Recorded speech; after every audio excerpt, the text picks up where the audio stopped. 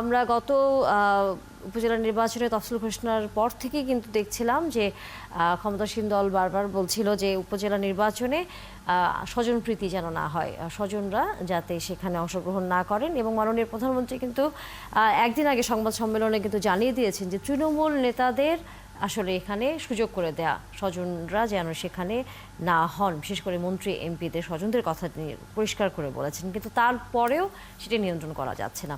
শুধুই যে ক্ষমতাসীন দল এই বিষয়টি মানছে না সেটি নয়, একই সাথে আমরা মাঠের বাইরে যে বিএনপি রয়েছে তাকেও কিন্তু আমরা দেখছি তারও নেতাকর্মীরা কোনোভাবেই এই নির্দেশনা মানছে না। বহিষ্কারের ঘটনা গত কয়েকদিন ধরে আমরা দেখছি সেই দলেও। যুক্ত আছেন সুভাষ সিংহ রায়, রাজনৈতিক বিশ্লেষক এবং সাংবাদিক। সুভাষ সিংহ রায়, অসংখ্য ধন্যবাদ, সকালবেলা সময় দিয়েছেন। শুভ সকাল। উপজেলা নির্বাচনকে ঘিরে দুই রাজনৈতিক দলের ভেতরে যেই অস্থিরতা আমরা আসলে দেখছি, যে একেবারে সর্বোচ্চ নির্দেশনা কেউ মানছেন না, এর কারণে আপনার কাছে কি মনে হয় যে দলীয় যে বিভেদ, বিশেষ করে তৃণমূল নেতাদের সাথে, মাঠ পর্যায়ের নেতাদের সাথে, উপরের যে বড় বড় নেতারা রয়েছেন, নীতি নির্ধারক রয়েছেন তাদের সাথে, সেই বিভেদের কারণে কি আসলে দূরত্বটা কি আরো বাড়ছে কিনা বা প্রকট হয়ে উঠছে কিনা এই বিভেদ? বিকাশে কম খরচে ক্যাশ আউটের লিমিট বেড়ে 50,000, প্রিয় এজেন্টও 2টা। সকলকে শুভ সকাল। আপনি খুব প্রাসঙ্গিক যে প্রসঙ্গটি উত্থাপন করেছেন সেটা খুবই গুরুত্বপূর্ণ। দুই দলের তৃণমূলের একসাথে কথা বলা খুব মুশকিল, কেননা দুটি দল দুই মেরুতে অবস্থিত। একটা দল জন্মসূত্রে পাওয়া তার সংগ্রামী চেতনা নিয়ে রাজনীতি করে, আর একটি দল কিভাবে গড়ে উঠেছে সে ব্যাখ্যা আজকে না পারি।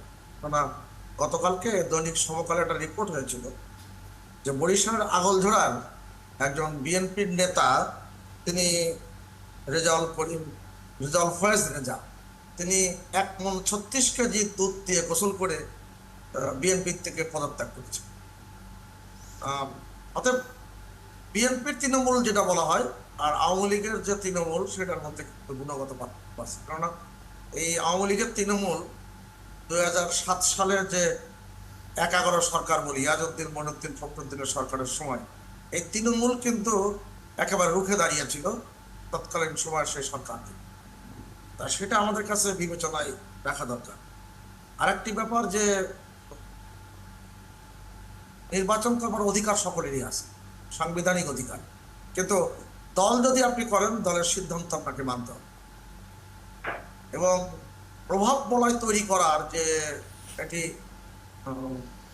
গোষ্ঠী তৈরি করবার যে নানান রকম পদ্ধতি আমরা দেখি, আর সেটা আমরা বিগত সময়গুলোতে দেখেছি, এখনো তার রেশ রয়ে গেছে। যে কারণে আওয়ামী লীগ তার নীতিগত সিদ্ধান্ত নিয়েছে যে যারা ক্ষমতাসীন আছেন, অর্থাৎ মন্ত্রী এমপি, এই পদগুলোতে যারা অবস্থান করছেন তাদের নিকট আত্মীয়, যারা স্বজন বলতে বোঝা দেওয়া হয়েছে যে স্ত্রী পুত্র কন্যা, অতএব এর বাইরে যারা আছে সেটার ক্ষেত্রে ওইভাবে বিবেচনা করার সুযোগ নেই।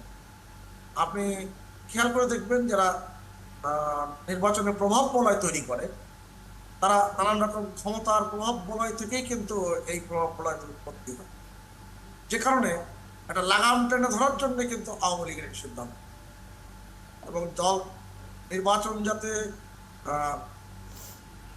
নিরপেক্ষ এবং সেটা যাতে মানুষের কাছে গ্রহণযোগ্য হয় সেই কারণে কিন্তু এই পদক্ষেপগুলো নিই। 7ই জানুয়ারি নির্বাচনে নিয়ে একটা আভ্যন্তরীণভাবে এবং জাতীয় যেটা বলবো এবং আন্তর্জাতিকভাবেও কিন্তু এক ধরনের নানান রকম ষড়যন্ত্রমুখী আচরণ আমরা দেখেছি। যে কারণে আওয়ামী লীগকে সিদ্ধান্ত নিতে হয়েছে।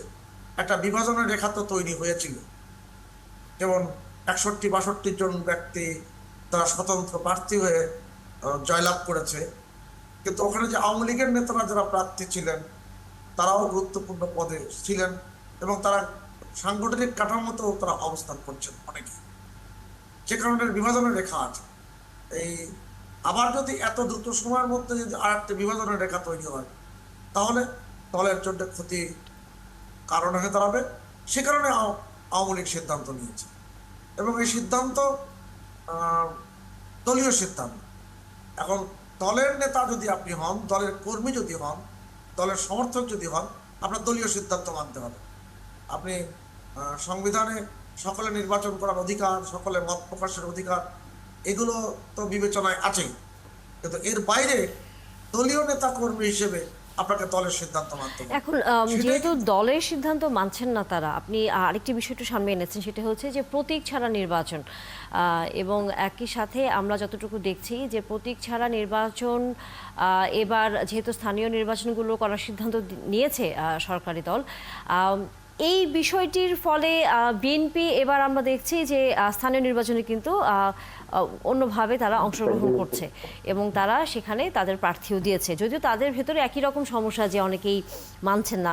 কিন্তু এই যে স্বতন্ত্র একটি ধারণা নিয়ে যে নির্বাচনে অংশ নেওয়ার সুযোগটি এটি তৈরি করে যেহেতু দিল ক্ষমতাসীন দল, তাদেরই আসলে এইটি একটা অসুবিধাজনক কোনো অবস্থানে নিয়ে যাচ্ছে কিনা, কারণ বিএনপি এখানে অংশ নিয়েছে, এর ফলে রাজনীতির মাঠে বিএনপির যে অবস্থানটি তারা চেষ্টা করবে তাদের নিশ্চয়ই সেটি সংহত করতে। এক, দ্বিতীয় হচ্ছে শুধুই বিএনপি না, আমরা দেখেছি এবার এই উপজেলা নির্বাচনে জামায়াতে ইসলামের অনেক প্রার্থী আছেন। অনেকদিন পর তাদেরকে আমরা সরাসরি এই নির্বাচনতে অংশ নেওয়ার প্রস্তুতি দেখেছি এবং অনেকে এর মধ্যে অনেকে হচ্ছে প্রতিদ্বন্দ্বিতায় নির্বাচিতও হয়েছেন, বিজয়ী হয়ে গেছেন কয়েকটি জায়গায়। আবারও এই ঘরানার রাজনীতি করবার যে কর্মীরা আছেন, মানে রাজনীতি করছেন, তারাও সামনে চলে আসলেন কিনা বিনা প্রতিদ্বন্দ্বিতা এবং একই সাথে যখন প্রতীক থাকে না নির্বাচনে, বিশেষ করে স্থানীয় নির্বাচনে? আমি খুব দ্রুত দু একটি কথা বলি।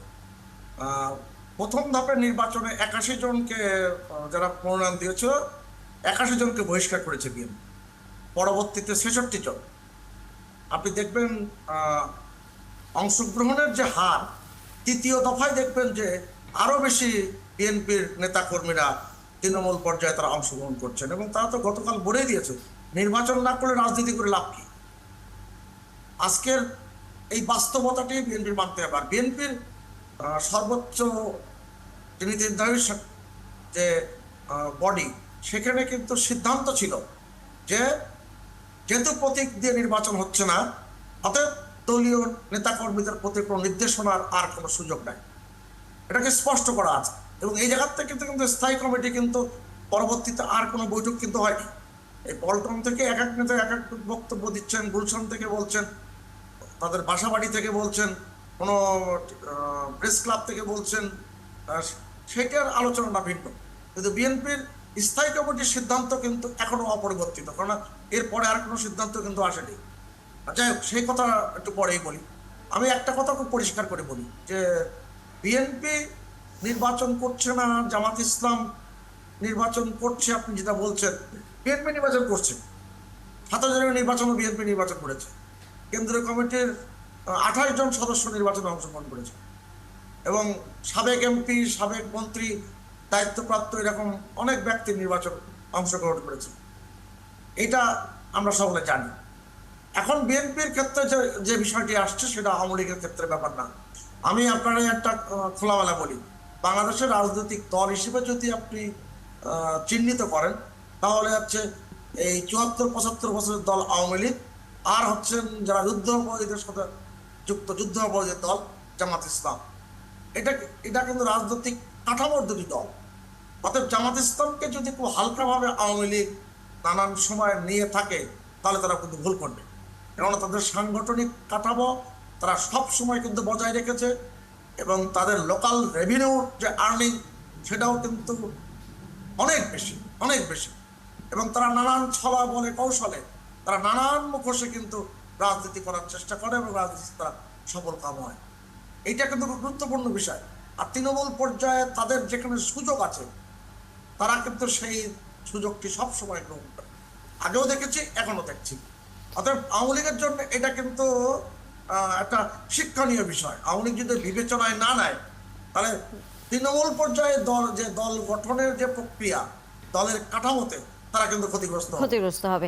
আজকে আসলে আর এই বিষয়ে আলোচনা করবার সময় একেবারে কম। অসংখ্য ধন্যবাদ সুভাষ সিংহ রায় যুক্ত হয়েছেন।